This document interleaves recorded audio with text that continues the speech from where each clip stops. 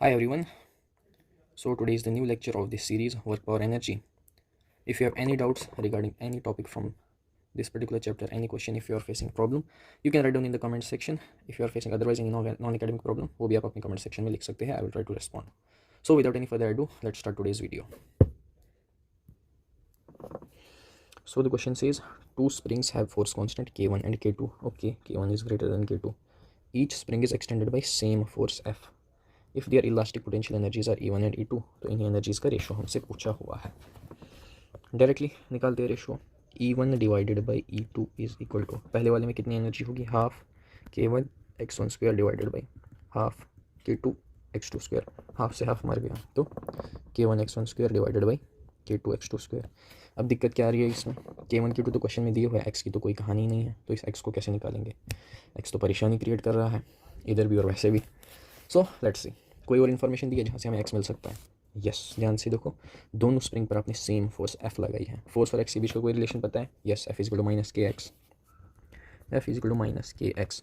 दोनों केस में force same है, तो इसका मतलब पहली स्प्रिंग में minus K1 x1 should be equal to दूसरी स्प्रिंग की फोर्स. दूसरी स्प्रिंग में कितनी फोर्स लगी है, minus K2 x2, because F1 is equal to F2, तो इसलिए K1 x1 एक वाली का K2 x2 के बराबर होगा. माइनस से माइनस मर गया. अब मुझे x1 नहीं निकालना है, x2 भी नहीं निकालना है, जस्ट मुझे इनका रेशो चाहिए ताकि मैं इन टर्म्स को हटा सकूं. तो x1 बाई x2 यहाँ से निकालो. x1 divided by x2 is equal to K2 divided by K1. अब इसकी वैल्यू हम इधर यूज़ करेंगे. यहाँ क्या था, K1 divided by K2 into x1 by x2 का होल स्क्वायर. तो x1 बाई x2 की जगह K2 बाई K1 का होल स्क्वायर. सॉल्व करो.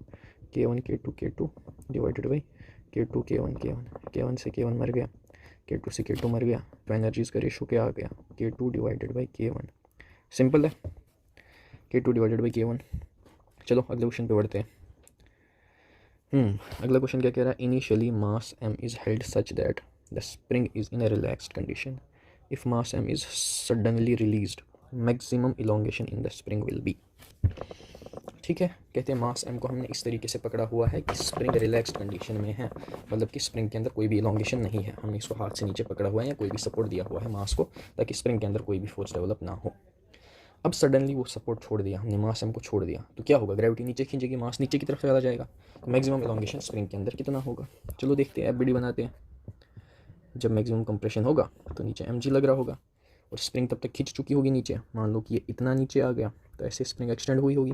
मान लो स्प्रिंग x लेंथ से एक्सटेंड हुई, तो ऊपर फोर्स कितनी लगेगी, स्प्रिंग एक्सटेंड हुई है तो स्प्रिंग वापस जाना चाहिए, स्प्रिंग में ऊपर की तरफ फोर्स लगेगी कितनी, kx. तो इक्वेट कर दो दोनों को, kx is equal to mg, x is equal to mg by k. ये आंसर हो जाएगा. अगर आपने ऐसे किया है तो ये अप्रोच भाई साहब गलत है. क्यों गलत है, ध्यान से क्वेश्चन पढ़ो. क्वेश्चन क्या बोल रहा है, मैक्सिमम इलोंगेशन कितनी होगी. मैक्सिमम इलोंगेशन कैसे निकालोगे, देखो इमेजिन करो, आपने घर में कोई भी रबड़ होगा, इरेजर नहीं, रबर कोई भी, ठीक है. उस रबर को काट के नीचे उसमें एक पत्थर चिपका दो, ठीक है. फिर उस पत्थर को पहले हाथ में रखो, फिर जब अचानक उस पत्थर को छोड़ोगे, हर रबर को एक साइड से हाथ में रखना, तो क्या होगा, पत्थर एकदम से नीचे की तरफ जाएगा, रबर मैक्सिमम खींचेगा. क्या पत्थर वहीं पे रहता है, नहीं. जब पहली बार वो नीचे गया रबर के खींचने की वजह से, फिर वो पत्थर वापस ऊपर आएगा, फिर वापस नीचे जाएगा, तो थोड़ी देर ऐसे वाइब्रेशन करने के बाद एक पॉइंट पर वो स्टोन सेटल हो जाएगा. अब ध्यान से देखो, जब आपने छोड़ा था उस पत्थर को हाथ से, उस केस में जितना नीचे वो पत्थर गया था, क्या वो वहीं पे रुक गया था, नहीं. उसके बाद रबर इतना खिंच चुका था कि वो पत्थर उसके बाद वापस ऊपर आ गया, मान लो इतना आया, फिर उसके बाद वापस थोड़ा नीचे गया, थोड़ा ऊपर आता गया, और फाइनली वो एक ऐसी पोजीशन में सेटल करेगा जो पहले जितना नीचे गया था उतना नीचे नहीं जाएगा, क्योंकि पहली बार में अगर वो नीचे गया फिर वापस थोड़ा ऊपर आया. ऊपर वो क्यों आया, नेट फोर्स ऊपर की तरफ कुछ लग रही थी. तो अगर उस केस में ऊपर की तरफ कोई नेट फोर्स लग रही थी, यही तो मैक्सिमम इलोंगेशन थी, लेकिन इसके इमीडिएटली बाद ऊपर की तरफ कुछ फोर्स लगी जिसने इसको वापस खींचा. तो अगर इस केस में ऊपर की तरफ नेट फोर्स है, तो भाई साहब यहाँ आपने नेट फोर्स जीरो क्यों कर दी, यहाँ आप क्यों इसको बैलेंस कर रहे हो.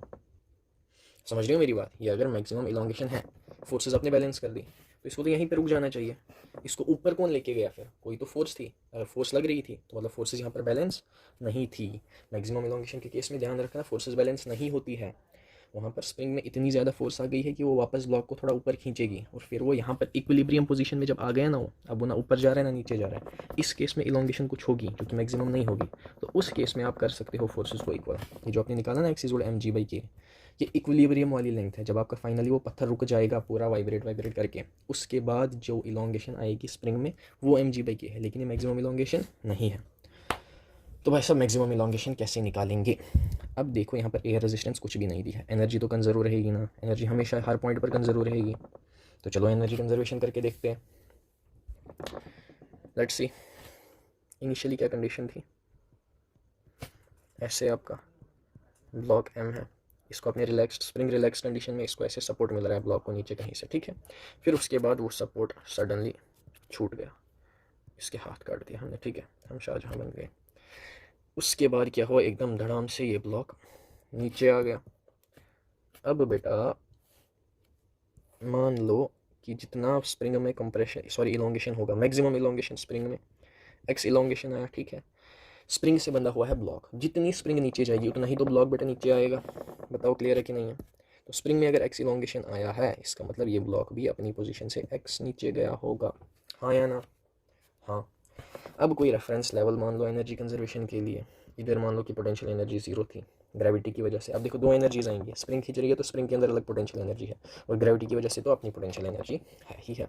मैक्सिमम इलोंगेशन वाले केस में ब्लॉक एक पल के लिए रुक जाएगा, तो वहाँ पर वेलोसिटी 0 होगी, तो काइनेटिक एनर्जी का कोई भी खेल नहीं होगा। ये आपका इनिशियल केस है, ये आपका फाइनल केस है, दोनों की एनर्जीज को बराबर करना है। इनिशियल केस में बताओ बेटा स्प्रिंग के अंदर कोई एनर्जी रहेगी क्या? नहीं, क्योंकि कोई इलोंगेशन कंप्रेशन है ही नहीं। सवाल बोल रहा है कि स्प्रिंग अपनी रिलैक्स्ड स्टेट में है, ध्यान से देखो, तो स्प्रिंग के पास तो एनर्जी नहीं होगी। लेकिन बेटा ग्रेविटी की वजह से कुछ तो ब्लॉक की एनर्जी होगी, बट ध्यान से देखो मैंने तो इसी को रेफरेंस मान लिया है, तो इसका मतलब इनिशियली स्प्रिंग की एनर्जी भी 0 और ब्लॉक के अंदर पोटेंशियल एनर्जी भी 0। भाई साहब चलो फाइनल केस देखते हैं, फाइनल केस में क्या होगा। फाइनल केस में आपका ब्लॉक यहाँ पहुँच गया है, स्प्रिंग भी खिंच चुकी है, स्प्रिंग में मैक्सिमम इलोंगेशन x आया है, तो बताओ स्प्रिंग के अंदर कितनी एनर्जी स्टोर होगी? हाफ के x² स्टोर होगी, यस और नो?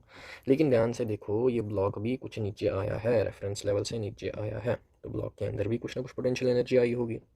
अब ये रेफरेंस लेवल के नीचे है तो एनर्जी नेगेटिव होगी, रेफरेंस लेवल से ऊपर होता तो एनर्जी पॉजिटिव होती, बट फिलहाल ये नीचे है तो इसमें जो भी एनर्जी स्टोर होगी वो नेगेटिव होगी। कितनी? mgh हाइट, कितनी हाइट नीचे आया है रेफरेंस से? x। तो ये आपकी फाइनल एनर्जी आ गई, दोनों को इक्वेट किया हुआ है, तो 0 = kx²/2 माइनस mgx को उधर भेज दो, mgx = kx²/2, x से x मर गया, तो x की वैल्यू कितनी आएगी? 2mg/k। यस और नो? देखो ये इंपॉर्टेंट कंसेप्ट है बहुत, इसमें बच्चे गलती कर देते हैं, फोर्सेस बैलेंस करके आंसर निकालते हैं, जबकि मैंने आपको समझाया उस केस में फोर्सेस बैलेंस नहीं होंगी। फोर्सेस बैलेंस मत करके आना, फोर्स बैलेंस इक्विलिब्रियम कंडीशन में होगी। ये पूछ रहा है मैक्सिमम इलोंगेशन, जैसे ही आपने हाथ हटा दिया ब्लॉक एकदम बहुत नीचे जाएगा, उसके बाद इमीडिएटली स्प्रिंग उसको वापस ऊपर खींच लेगी। स्प्रिंग वापस ऊपर खींच लिया, उसके बाद नेट फोर्स कुछ तो लग रही है उसके बाद, तो फोर्सेस हम बैलेंस नहीं कर सकते उस केस में, तो एनर्जी कंजर्व करके आंसर निकालेंगे। अगर सवाल इक्विलिब्रियम वाली लेंथ पूछता तो हम बड़े मजे से फोर्सेस को बैलेंस कर देते और एक्स की वैल्यू जो आती वो इक्विलिब्रियम वाली लेंथ होती। समझ गए? बढ़िया। तो आज की इस वीडियो में इतना ही है, इसके बाद के क्वेश्चंस अगर आपको देखने हैं तो नेक्स्ट वीडियो अपलोडेड होगा चैनल पे, you can see the next video, I will see you in that. Bye bye.